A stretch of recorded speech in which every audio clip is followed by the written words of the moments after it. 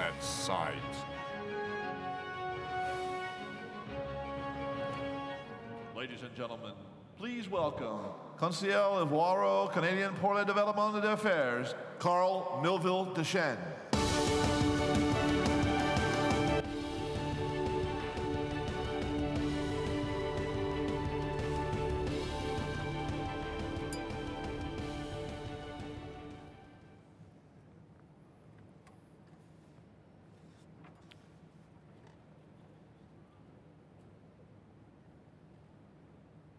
Monsieur le Président, Madame la Mr. Première Dame, President, mes respects, Mrs. First Lady, chers invités en mon grade et qualité, merci d'être avec dear nous. guests, thank Jeunes you of being with us, Jeunes young Africaines, Africans. give me a job.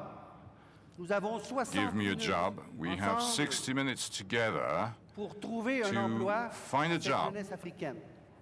so that Je vous these explique young Africans les find a règles job. d'engagement que nous Let avons me convenues avec explain mes to you panélistes. the different rules. Vous remarquerez que mes panélistes As you sont can jeunes. see here, et que the je suis members are young and I'm the l'assistant older. Nous allons leur laisser se présenter We'll 5 minutes first chacun. let 5 them fois 5, introduce 25. themselves. Je So vais 5 parler un times peu, 5 is 30 25 minutes. minutes. I'll be speaking Et nous aurons 5 30 minutes minutes. d'échange. And then we will have a discussion of 30 minutes. I would like you to move quite Give me a towards job. the answer Aidez-moi à to trouver this un question. emploi. Voyons Give me les a pistes à job. suivre. Où What arrivons are the les different conclusions à suggérer à ce forum pour les possibilities? transmettre? What are the suggestions that we can Alors, je give me to this présente, forum? Karl Firstly, Milleville de CHENE. Karl Je Milleville suis de ici CHENE. aujourd'hui en qualité du président I du am Conseil d'affaires today ivoiro-canadien. president of the Canadian Mon premier projet Côte sur d'Ivoire lequel j'ai travaillé Council en for Afrique Business subsaharienne Development. The first est à project I Abidjan. worked here in Africa was in Au Abidjan. début du millénaire, lorsque je At me the suis rendu pour beginning mettre en of the place un century, I programme de went formation des there formateurs to en commerce implement international, a appuyé program et for financé par trainers l'Agence for canadienne de développement international international, business, l'ancienne ACTI. backed up by the Lors de mon premier Canadian séjour, International Agency. During my first mon téléphone stay, sonne. my Mon phone épouse m'annonce rings. que My finalement, wife tells elle me est enceinte. that Rassurez-vous, elle n'est pas tombée enceinte pendant que she j'étais à is Abidjan. pregnant Mais eventually. elle Well, m'annonce of course, la heureuse she nouvelle didn't. que je partage avec mon vis-à-vis. She wasn't pregnant when I Alors, was il in me dit, Abidjan, and then I Karl, knew that. And he tells me, Tu dois my donner best un friend, prénom africain à you ton enfant. have to give belle affaire. a name, an African origin J'en parle à mon name épouse. to your child, to your Elle future trouve que child. l'idée You mention mérite un that to my certain intérêt. Le wife, and lendemain she matin, says, why mon not? vis-à-vis And next me dit, morning, j'y ai pensé toute la nuit. the guy I was speaking with Ton said, oh, I've been enfant thinking about it devrait all night s'appeler long. Afoumanin.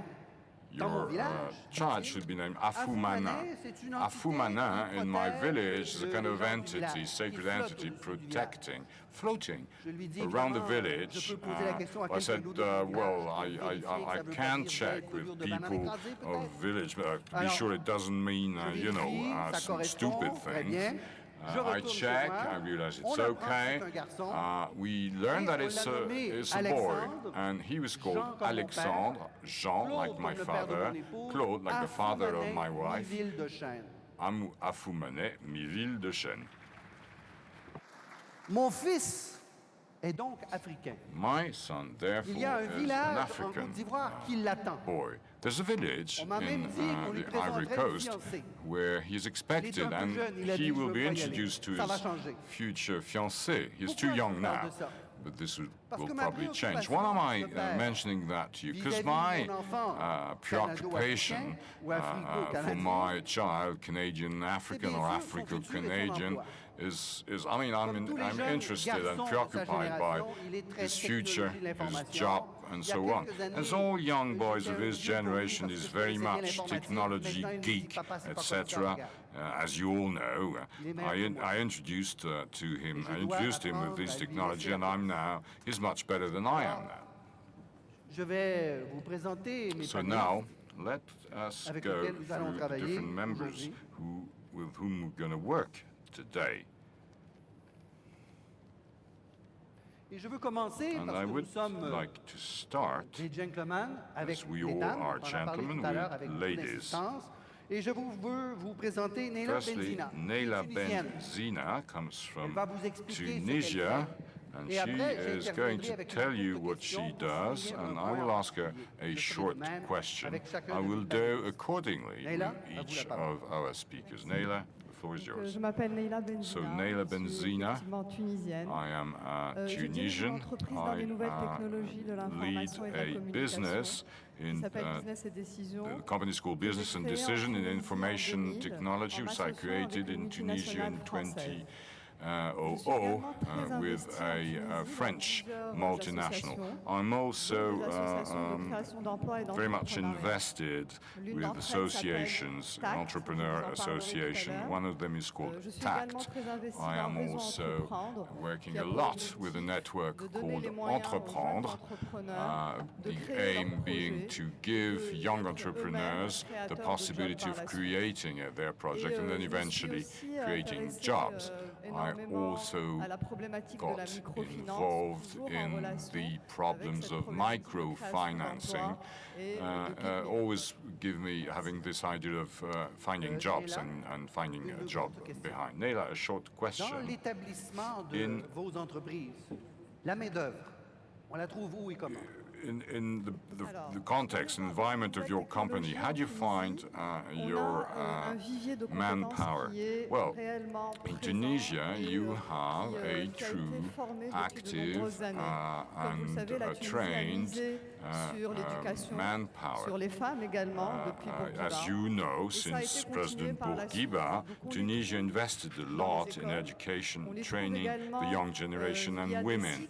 So you can find quite easily this manpower. There's been additional education and training for young generation who not necessarily had training in information technology education. As I mentioned, there's also this TACT Academy, which I would like to see copied in other African countries. Also, how to have the good education in between the needs of the company and manpower. Now, so in Tunisia, I'm sure that we should copy the work that has been done in terms of education for and equality for women and young. Can you introduce yourself? My name is Tina. I come from Egypt. I am the founder and the managing director of Taqa Solutions. We provide economical solutions to turn organic waste into energy. I'm also the winner of El Mashroua TV show. Microphone closer. Oh. I'm also the winner of El Mashroua TV show. It's the first reality TV show for young entrepreneurs and MENA. And I'm one of Egypt's pioneers. By Synergus. Merci beaucoup.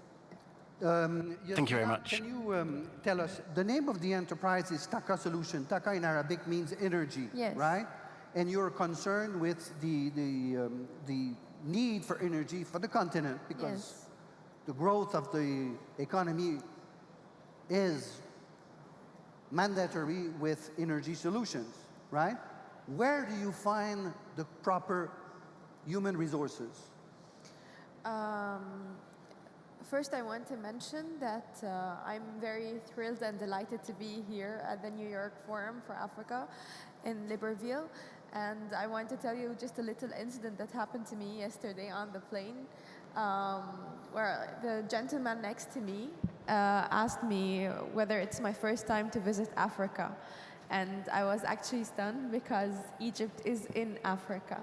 And maybe we have some linguistics barriers, but at the end of the day, we share the same challenges. And of course, we can rise together through our unity if we share technologies, solutions, and even human capital. So Egypt is a proud African nation. To answer your question, when I was coming through my way here to the forum, I saw that in Gabon, your agriculture waste is also burned. We do this in our countryside. So the idea is to turn this waste into energy. Not all the time we can find people trained to do this work, but we do little trainings by the time, and this is where we get the human capital. It's not very hard. The technology is not very hard. So through little trainings, we can get it. Thank you. You're welcome. We have 2 persons from the northern part of Africa, but we also have 3 gentlemen, 3 personnes qui viennent de l'Afrique subsaharienne. 3 people coming from sub-Saharan Africa, and I've asked that Paul AKARI Barclay, CEO de Tripac Africa Industries, le CEO de Kenya, Tripac Industrie Kenya, s'introduire and introduce his company. donc Monsieur Barclay Paul OKARI. My name is Barclay Paul. Donc je m'appelle Barclay Paul, je suis le fondateur et le PDG d'Impact Africa Industrie dans l'ouest du Canada, du Kenya. And currently distributing Et across, nous distribuons nos produits dans toute la région est-africaine. Your organization Votre is what we call social entrepreneurship type of thing. Can you describe to the audience what is social entrepreneurship? it's doing business that is mindful to the social issues that our communities face. Not being purely after the money, but caring deeply about the real challenges that people are facing and trying to empower them at the same time making money.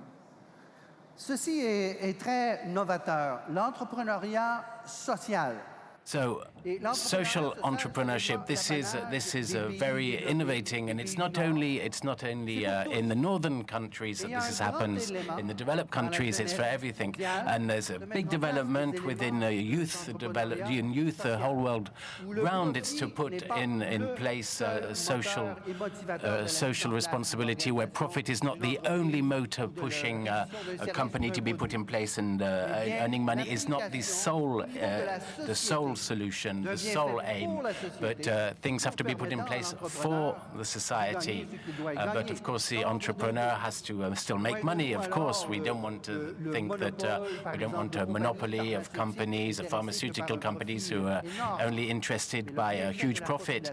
But the well-being of the population is interesting for them, and that's very innovative. And I'm pleased that Paul be here to talk about that and answer your questions with regard to social entrepreneurship.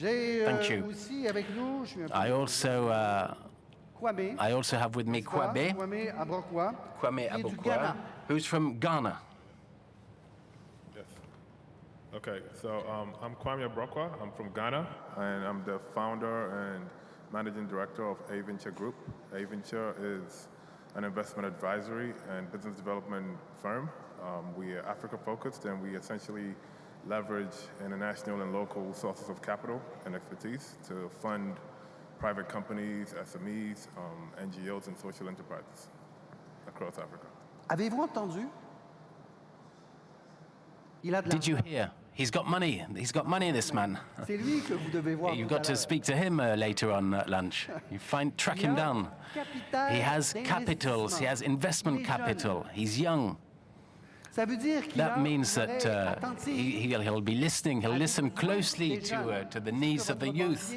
And maybe your banker doesn't always. Your bank manager is old and bold like me, and he thinks in a more Cartesian way. So that's why we've got the people such as him here. And your questions are very important here, because it's what you need to ask, which is important, not what we have to say. Je suis Charles BOUKINDA. I'm Charles BOUKINDA. I'm from Gabon, and I work for a multinational in mobile telephony. It's called Airtel, where it's a group present in 17 countries throughout Africa, and I'm responsible for everything to do with corporate communication and sustainable development. I'm interested by the questions of personal development questions. I'm also an entrepreneur during my free time. I'm currently working working on a project with UNESCO, which is called During My Generation, Gabon 5000. It's a project which has the ambition of training in Gabon over the next 3 years, 5,000 young people from Gabon in the sectors of new technologies of information and communication. And we're a company that invests a lot in education because we're in a position, we're present in 17 countries in Africa, so the problem of employment are at the heart of our strategy. And I'll talk about that further during our discussions. Alors, voici mes panélistes. So here's our panel. You can applaud them because they've come from all over to come and see you, to come and visit you. But they're not my members of the panel, they're your members of the panel. So I'll start with 1 or 2 questions.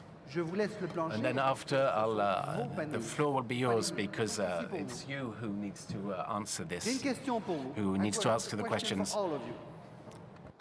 Pourquoi avoir choisi d'être entrepreneur? Why did you choose to be entrepreneur rather than to integrate a big company which will pay you a comfortable salary and which will enable you to grow within the company and with the company? What motivates you? That's very important, I think. Mesdames? So what I want to say is that I chose to be an entrepreneur because I really felt that I wanted to have an impact on my environment, on my country, to play a real role on the Tunisian economy, for instance. I really wanted to do something to create jobs, to create employment, to change people's lives, and to have a dream, and to carry that dream and to accomplish it thanks to the people around me, to my entourage who could share it. What I would like to say with regard to entrepreneurship, you don't have to start something off directly. You can also be an entrepreneur within big organizations, institutions, and that you really have to integrate it and bear that in mind, that you can really play a true role, an important role. You can illustrate yourself and have an entrepreneurship even if you work in a multinational company, even if you're in an organization which is already established.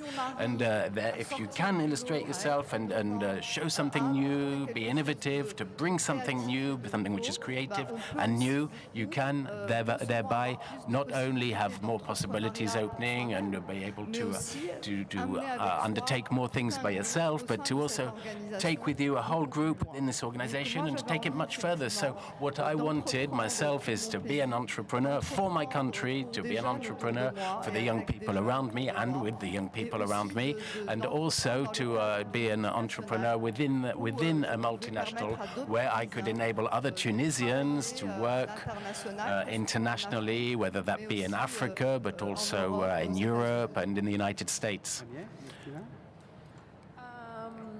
Okay, so entrepreneurship is actually bridging the gap between what the government can't offer and what the community really needs.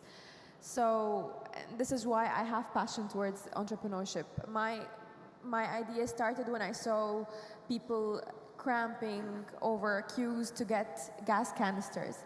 And this was not very good for me to see. So I thought, I have to change this. I have to bring up an idea and try to solve this.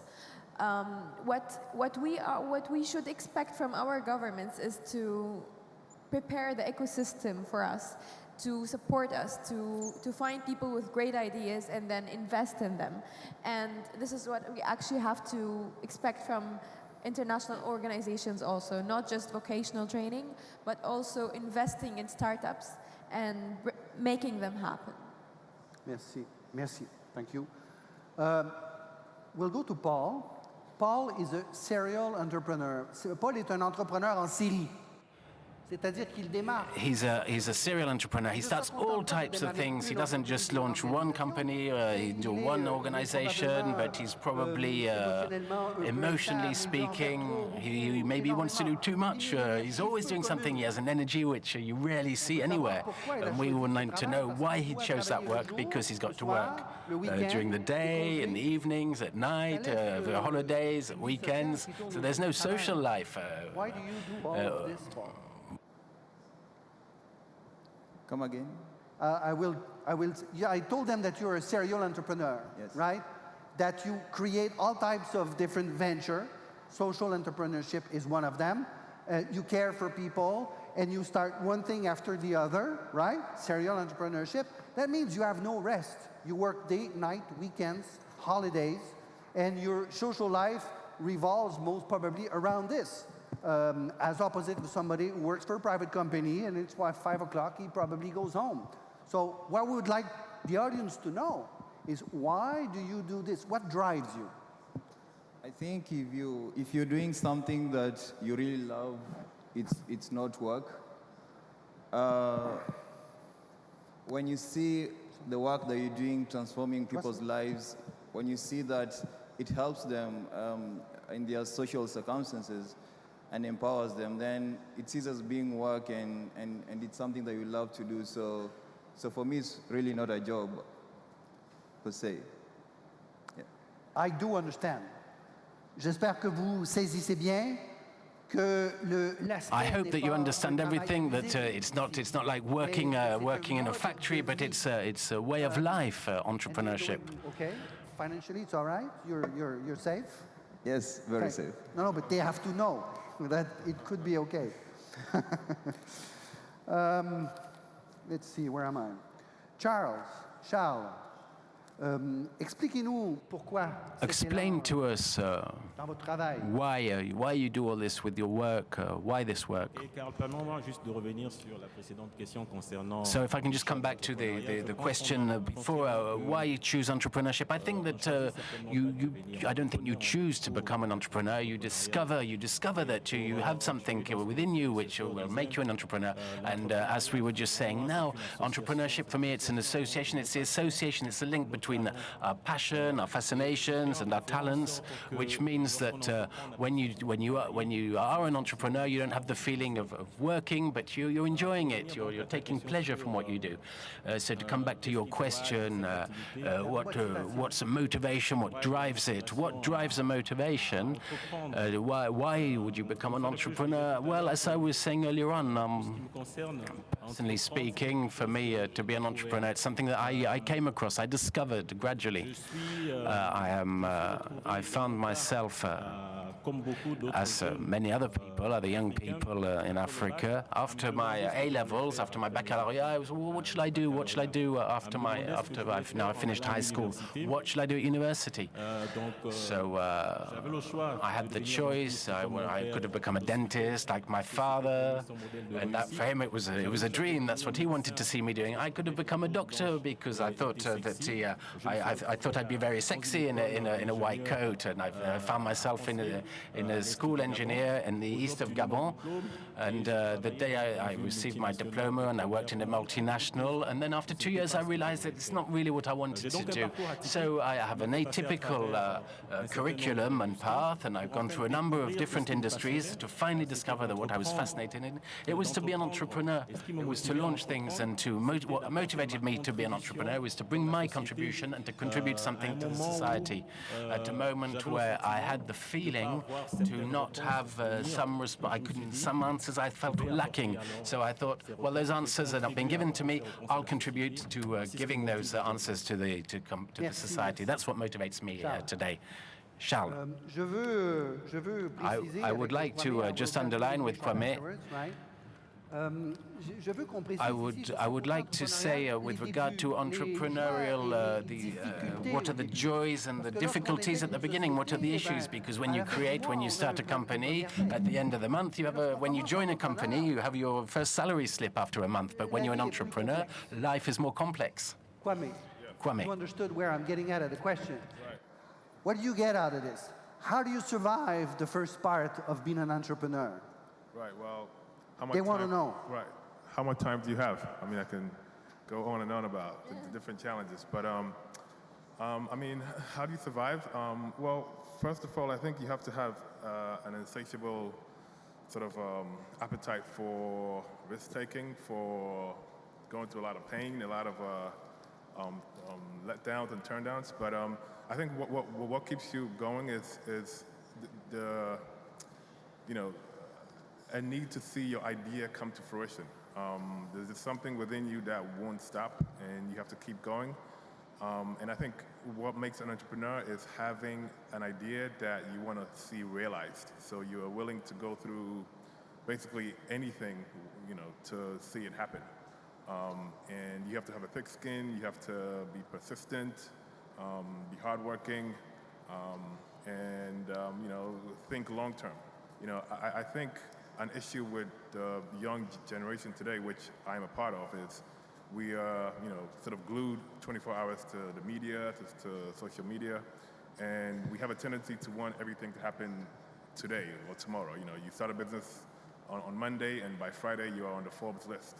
And it doesn't happen like that. But today you're doing okay?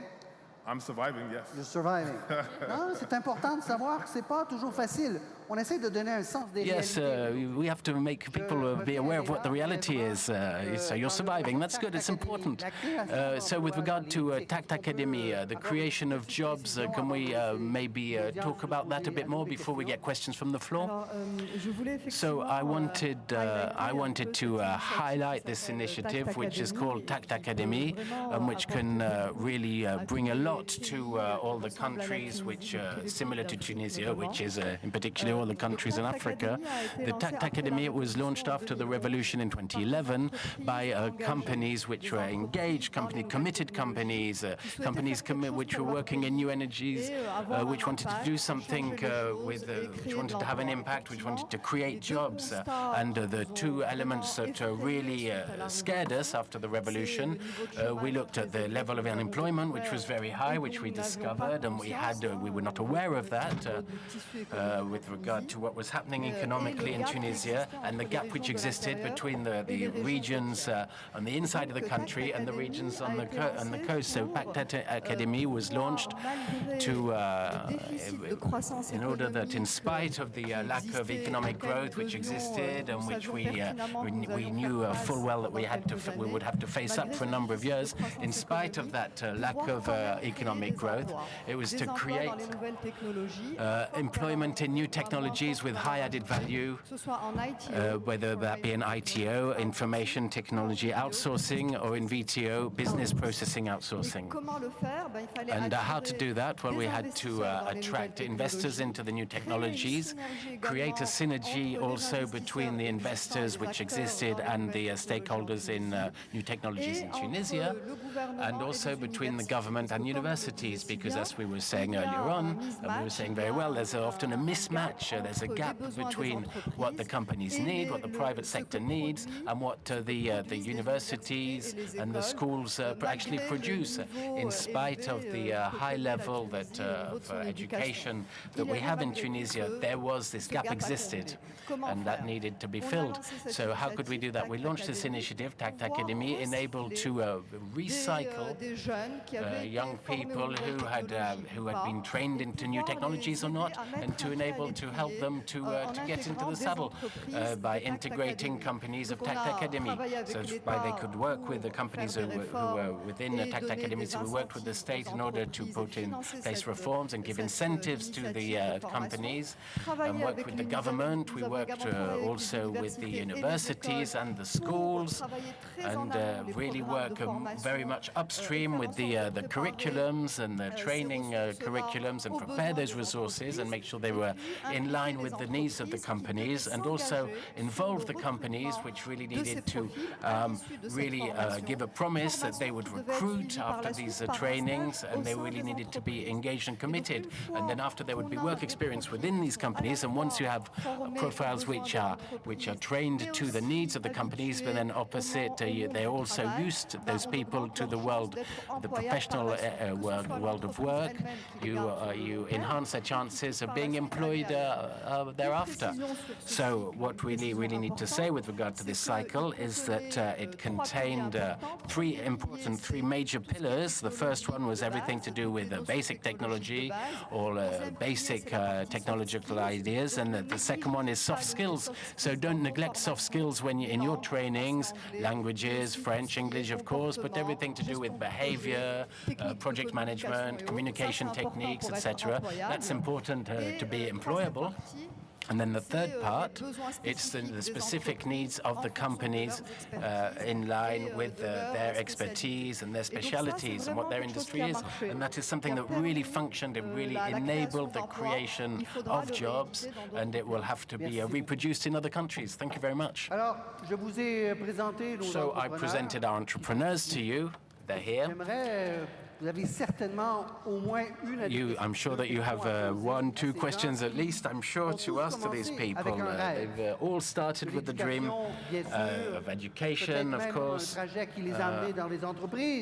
how they got to how they went through this company, but they were in corporate life, but they felt unsatisfied, but they wanted to do something else, and they're creating their own future, but they're also creating your future, so that can become a model. So, let's have a question here. So please wait, you're here to ask a question. It's a pleasure to be here. My name is Sam Fungo. I come from London, but I'm originally from Cameroon. I'm a serial entrepreneur myself. I've started companies in London with about $20 million turnover. My question to the panel, entrepreneurs, how important has networking been in your journey as entrepreneur? Secondly, how important is mentorship? Do you have mentors available in Africa to mentor people in business?